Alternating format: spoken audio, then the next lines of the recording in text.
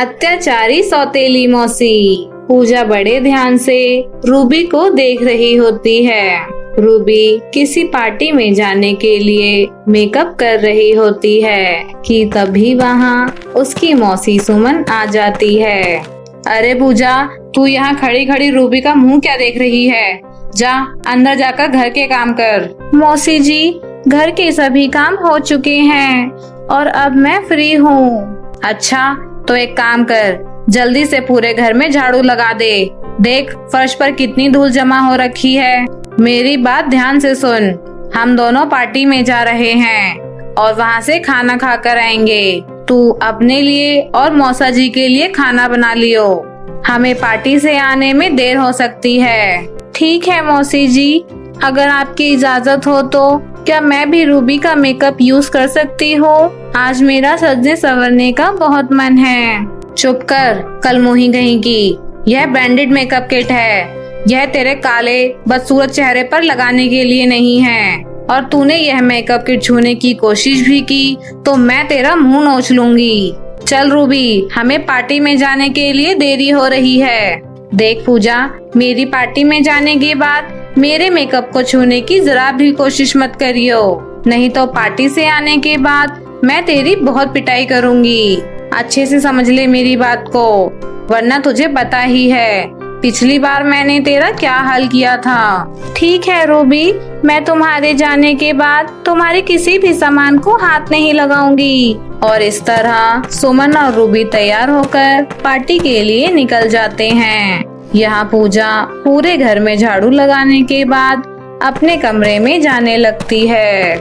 पूजा अपने माँ बाप की तस्वीर के आगे बहुत जोर जोर से रो रही होती है। मम्मी पापा, आप दोनों के जाने के बाद मेरी तकदीर भी मुझसे रूठ के चली गई। मुझे आज भी अच्छे से याद है, आप दोनों के होते हुए मुझे किसी भी चीज की कोई कमी नहीं थी।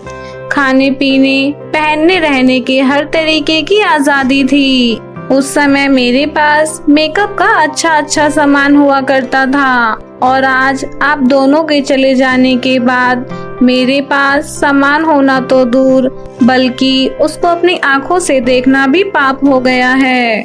इसी तरह पूजा अपने माँ बाप की तस्वीर से बातें कर रही होती है कि तभी उसके मौसा सुनील घर आ जाते हैं। यह लीजिए मौसा जी, पानी पीजिए। अरे मैं आया नहीं कि तू पानी लेकर आ गई। कितनी प्यारी है मेरी बच्ची। यह देख, मैं तेरे लिए मोमोज लाया हूँ। रूबी और मौसी जी पार्टी में गए हैं, और हाँ, मौसी जी कह रही थी कि उन्हें आने में जरा लेट हो जाएगा और वह खाना खा कर आएंगी।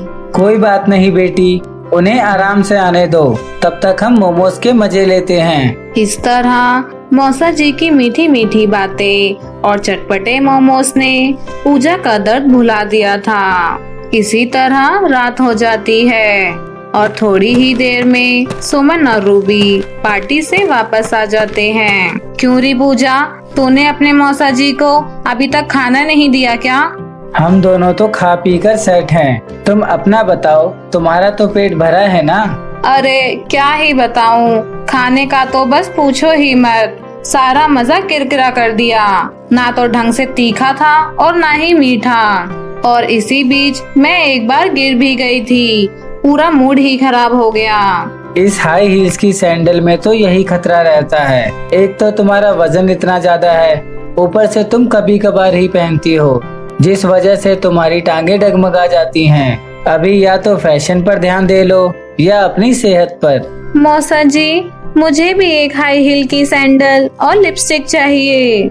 चुप कर पूजा की बच्ची, तेरा बाप का यहाँ खजाना छोड़ गया था जो तेरी फरमाइश पूरी करते रहे।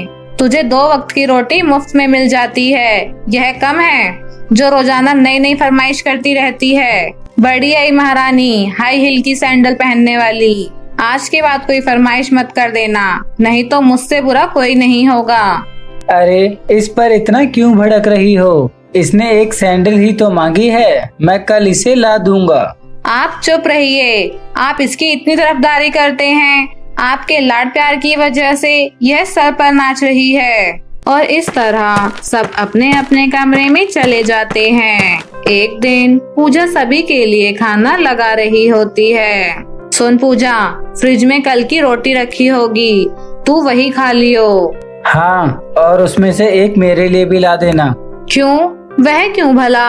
मैं आपको बासी रोटी थोड़ी खिलाऊंगी। तो फिर वह रोटी पूजा क्यों खाएगी? अगर वह रोटी पूजा खा सकती है तो मैं भी तो खा सकता हूँ। आखिर वह भी तो हमारी तरह इंसान है। तुम उसे रोज बासी रोटी क्यों देती हो? वह रोज बासी रोटी खाती है और वह बासी रोटी पचा भी लेती है। हम थोड़े ही पचा पाएंगे बासी रोटी। हमारी बेटी रूबी को तो बासी रोटी के नाम से ही उल्टी आ जाती है। आज से मेरा यह हुक्म है कि पूजा को भी रोजाना हमारी तरह ही ताजी रोटी दी जाए। ठीक है, कल से मैं इसे ताजी रोटी ही दे दिया करूंगी। सुन पूजा, हमें शाम को पड़ोस वाली मिश्रा आंटी के बर्थडे पार्टी में जाना है। तब तक तू घर पर रहकर सारे बर्तन मांज लियो और झाड़ू पोछा भी कर लियो। इस तरह थोड़ी ही देर बाद सभी लोग बर्थडे पार्टी में चले जाते हैं। पूजा यहाँ घर पर अकेली उदास बैठी होती है और उसे अपने माँ बाप की याद आ रही होती है कि तभी उसे दरवाजा खटखटाने की आवाज आती है। पूजा दौड़ते हुए दरवाजे की तरफ जाती है और देखती है कि वहाँ तो उसकी चाची रितु आई हुई है। पूजा अपनी चाची से अपने आंसू छुपाने की सोच रही थी। अरे आइए चाची जी, आपका इस घर में स्वागत है। पूजा, तुम्हारी आंखें लाल हो रही हैं। तुम रो रही थी क्या? अरे कुछ नहीं चाची जी, बस मम्मी पापा की याद आ गई थी। पूजा, तू चिंता मत कर, जब तक तेरी चाची जीवित है तुझे रोने की जरूरत नहीं है। देख मैं तेरे लिए क्या लाई हूँ, बिंदी, लिपस्टिक, पाउडर, मेकअप किट और भी बहुत कुछ। वाह चाची जी, आप तो पूरी दुकान ही ले आई हैं। यह सभी चीजें बहुत अच्छी हैं। चाची जी आप बैठिए, मैं आपके लिए चाय बना कर लाती हूँ। आप यहाँ आए, मुझे बहुत अच्छा लगा।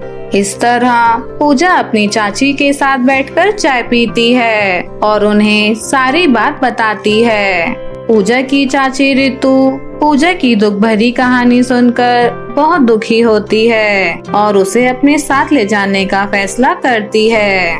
पूजा, मुझे इस बात की जरा भी भनक नहीं थी कि तुम्हारी माँ समान मौसी तुम पर इतना अत्याचार करती हैं। आज से तुम मेरे साथ मेरे घर चलोगी और मैं तुम्हें वहाँ रहने खाने के लिए सभी चीजें दूंगी।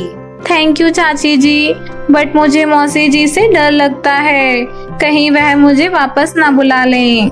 मुझ पर विश्वास रखो पूजा, वह तुम्हें जरा भी नुकसान नहीं पहुंचाएंगी। इस तरह रितु पूजा को समझा बुझाकर अपने साथ अपनी गाड़ी में अपने घर ले जाती है।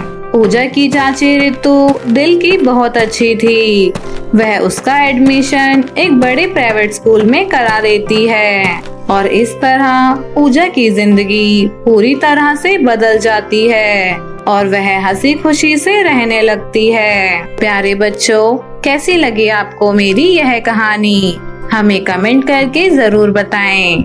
अगर आपको हमारी कहानी अच्छी लगी हो तो इसे अपने दोस्तों के साथ जरूर शेयर करें और ऐसी नई कहानियाँ सुनने के लिए नीचे दिए हुए लाल बटन को दबाकर हमारे चैनल को सब्सक्राइब करें। मिलती हूँ आपसे फिर एक नई वीडियो के साथ। तब तक के लिए बाय बाय दोस्तों।